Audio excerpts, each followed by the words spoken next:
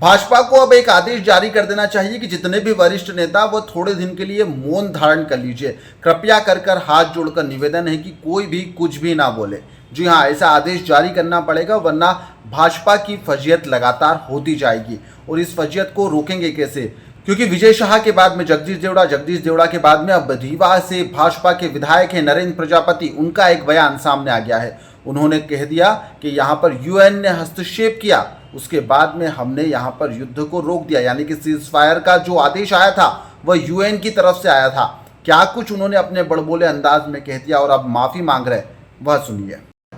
United nation ने जब he cease fire का आदेश दिया, हम लोगों ने युद्ध को रोका और ये मैसेज देने का भी काम किया कि अगर आप हमें छेड़ेंगे और जिस प्रकार से हमारे यहाँ की माताओं बहनों का सिंदूर पूछने का काम किया, जिस प्रकार से आतंकवादी आए और हमारे भाइयों को मृत किया गया, हमारे भाइयों को टारगेट किया गया और माताओं को यह बोल दिया गया कि जा करके अपने मोदी को बदला देना।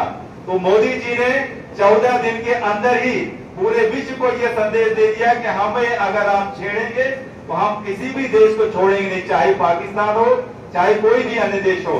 और उनकी शहादत के सम्मान में जिस प्रकार से यहाँ पर विधानसभा मनगवा के कार्यकर्ताओं ने अपना पसीना यहाँ पर बहाया है, उनके सम्मान के लिए, उन माताओं बहनों के सम्मान के लिए जिनका सिंदूर पोंछा गया, उनकी आत्माओं को ठंडक पहुंचाने के लिए ये जो यहाँ के कार्यकर्ताओं ने, ये सिर्फ भारतीय जनता पार्टी के कार्यकर्ता नहीं थे, ये भारतीय जनता पार्टी के नेतृत्व में भी काम नहीं था। ये जो तिरंगा यात्रा